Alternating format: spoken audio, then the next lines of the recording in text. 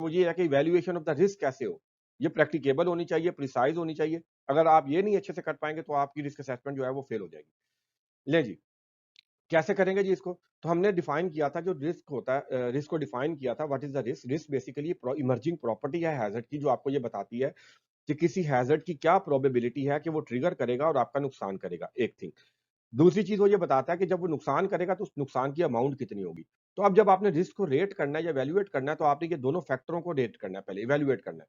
تو سب سے پہلے آپ کیا کرتے ہیں, آپ جو آپ کی لائکلیہڈ ہے اس کو ایویلویٹ کرتے ہیں. آپ بتاتے ہیں یار یا تو آپ کی لائکلیہڈ جو ہے کہ آپ کا ہیزارڈ ٹریگر کرے گا وہ لو ہو سکتی ہے یا میڈیم ہو سکتی ہے یا ہائی ہو سکتی ہے. اسی طرح آپ کا کانسیکوینس یا نقصان کی جو اماؤنٹ ہے وہ بھی یا لو لیول کی ہو سکتی ہے یا میڈیم لیول کی ہو سکتی ہے یا ہائی لیول کی ہو سکتی ہے. آپ ان دونوں چیزوں کو جب ایویلویٹ کرتے ہیں تو پھر ان کا پروڈکٹ لیتے ہیں, اس پروڈکٹ سے کو آپ کیا کہتے ہیں, رسک ریٹنگ ہے. اب یہاں پر ہم کیا کرتے ہیں, اب اگر اسی طریقے سے اگر ہم اپنی جو لائکلیہڈ اور جو کانسیکوینسز ہے اگر اس کو لو میڈیم ہائی میں ریپرزینٹ کرے تو ہمارا جو رسک کی ریپرزینٹیشن ہے وہ بھی لو میڈیم ہائی میں ہی ہوتی ہے. ہم کہتے ہیں جی یہ رسک اب ہائی ہے, یہ رسک لو ہے, یہ میڈیم ہے. اب ہم کیا کرتے ہیں کہ ہم نمبر ٹیکنیک, نمبر یوز کرتے ہیں. ہم اس کی ریپرزینٹیشن بجائے اس کے کہ لو میڈیم ہائی میں کریں ہم نمبر سے کرتے ہیں. اس کی کیا وجہ جی, نمبر 1 آپ کو پریسیجن مل جاتی ہے, کلیئرٹی مل جاتی ہے اور آپ کی کنسسٹنسی آ جاتی ہے اور گرینولیرٹی آ جاتی ہے, آپ کو پتہ چل جاتا ہے فرق. اب میں ایکسپلین کرتا ہوں یہ ساری چیزیں کیا ہے. جب دیکھیں اب آپ نے جب کہا کہ دو ہے آپ کے پاس دو رسک ہیں, آپ کہتے ہیں یار دونوں رسک ہائی ہیں, تو ایک بندہ آپ اس کو نہیں آئیڈیا ہو سکے گا کہ یار یہ کون سا کتنا ہائی ہے, کیا فرق ہے دونوں میں. لیکن آپ اس کو کہتے ہیں یار ایک دو رسک ہے میرے پاس, ایک کی ویلیو 10 ہے اور دوسرے کی 12 ہے.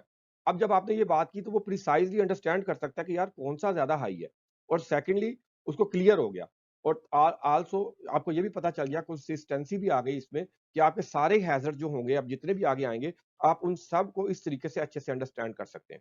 دین آپ کو آلسو یہ بھی پتا چل گیا کہ کس رسک جو دو رسک تھے ان میں جو ڈسٹنکشن ہے, جو ڈفرنس ہے وہ ہم ایویلویشن آف دا رسک کیسے کرتے ہیں اس کی پریکٹس کرتے ہیں تھوڑی سی ایگزامپل کے ساتھ. اس سے پہلے میں آپ کو بتا دوں, اب آپ نے یہ دیکھا کہ آپ کے رسک میں دو فیکٹر ہیں جو کہ آپ کے رسک کو امپیکٹ کر رہے ہیں, ایک لائکلیہڈ ہے, ایک کانسیکوینسز ہے. اب اگر آپ نے رسک کو کنٹرول کرنا ہے تو آپ کے پاس تین طریقے ہیں, یا تو آپ لائکلیہڈ ریڈیوس کریں گے تو آٹومیٹکلی آپ کا رسک کم ہو جائے گا, یا آپ کانسیکوینس کو ریڈیوس کریں گے, یا آپ ان دونوں کو بھی ریڈیوس کر سکتے ہیں. اب اس کو جب میں نیکسٹ ویڈیو کروں گا کوئی جس میں ہierarchy آف کنٹرول کو ڈسکس کروں گا تو وہاں پر جا کے آپ کو انشاءاللہ اس کو اچھے سے ایکسپلین کر دوں گا. تو اب نیکسٹ چلتے ہیں, یہ ایگزامپل دیکھتے ہیں. اب یہ آپ کے پاس ایک اسٹیئر ہے جس پہ پروٹیکشن سسٹم نہیں لگا. اب یہاں سے جب ورکر گزرے گا تو اس کی کیا لائکلیہڈ ہے کہ وہ سائیڈ ویز گر سکتا ہے, یہاں سے کیا ریٹ کریں گے آپ ویڈیو سٹاپ کر کے اپنا اندازہ لگا سکتے ہیں. تو میں اس کو آگے چلتا ہوں تیزی سے. تو میں نے اس کو جناب 4 ریٹنگ دیا. 4 لائکلیہڈ ہے کہ ورکر جب یہاں سے گزرے گا تو کسی قسم کی ذرا سی بھی ڈسٹریکشن جو ہے اس کو گرا سکتی ہے. دین کانسیکوینس کیا ہوگا جی, میں نے اس کو بھی 4 ویلیو دی ہے. تو اب لائکلیہڈ کی ویلیو 4, سیویرٹی کی ویلیو 4, تو رسک کی ویلیو کتنی آئی 16. اب یہ ہائی رسک ہے. اب اس کو کیسے کنٹرول کیا آپ نے, دیکھیں جی لائکلیہڈ میں نے اس کو گارڈ ریل لگا دی. اب ورکر کے گرنے کے چانسز جو ہے میں نے اس کو 1 کر دیا, لائکلیہڈ کم کر دی. اب چونکہ کانسیکوینسز یہاں چینج نہیں ہوئے, ٹھیک ہے, گرے گا تو نقصان وہی ہوگا, تو کانسیکوینسز وہی رہے, تو رسک کی ویلیو کتنی آ گئی, لو پہ آ گئی. نیکسٹ ایگزامپل جی, یہ ایک پلیٹ فارم ہے اسکیفولڈ ٹائپ جس پہ ورکر موو کر رہا ہے. تو کیا لائکلیہڈ ہے کہ یہاں سے ورکر گرے گا.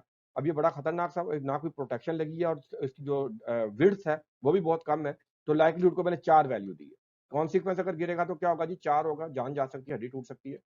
دین رسک کی ویلیو کیا ہے 16 آئی, ویری ہائی ہے. کیسے کنٹرول کیا جی, آپ نے گارڈ ریل سسٹم لگا دی اور جو اس کی وڈتھ ہے اس کو بھی انکریز کر دیا. تو اب کیا لائکلیہڈ رہ گئی جی آپ کی 1. لیکن اگر یہاں سے وہ کسی طرح گر جاتا ہے, خود ہی چھلانگ بھی لگا دیتا ہے, تو کانسیکوینس وہی رہیں گے, کانسیکوینس یہاں چینج نہیں ہوں گے. تو ہم نے لائکلیہڈ کو کنٹرول کر کے یہاں پر رسک کو کنٹرول کیا. نیکسٹ ایگزامپل جی, میں اس پہ کانسیکوینس کو چینج کروں گا. یہ آپ کے پاس ایک پینٹ ہے جو کہ اریٹنٹ ہے, بہت ڈینجرس ہے, آپ اس کو یوز کر رہے ہیں. کیا لائکلیہڈ ہے جی آپ کا نقصان کرے گا 3, میں نے اس کو 3 ویلیو دی ہے. دین جی آپ کی سیویرٹی کیا ہو سکتی ہے جی, 4 تک ہو سکتی ہے, آپ کو کرونک ڈیزیز یا کوئی مسئلہ کر سکتا ہے. تو رسک کی ویلیو اوورال کیا آ گئی جی, یہ 12. اب یہ 12 میڈیم, یہ ہائی میں ہی جاتا ہے, ٹھیک ہے, یہ اس کو ہائی آپ کنسیڈر کریں. نیکسٹ آ جائیں گے, اب اس کو میں نے کنٹرول لگایا, میں نے ایک ایسا پینٹ خرید لیا جو کہ سیف ٹو یوز ہے, جو کہ اریٹنٹ نہیں ہے. اب کیا لائکلیہڈ ہے کہ ورکر کو نقصان ہوگا جی 3, ٹھیک ہے.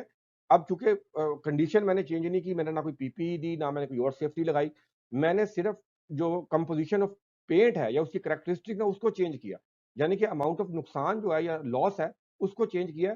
تو اس کیس میں سیویرٹی یا لائکلیہڈ سیم رہے گی, اور سیویرٹی جو ہے وہ کم ہو کے 2 پہ آ گئی, اوور آل رسک 6 پہ آ گیا. اب یہ لو میں ہی آتا ہے, ماڈریٹ یا لو میں آتا ہے, تو اس کو آپ اس طریقے سے ہینڈل کر سکتے ہیں.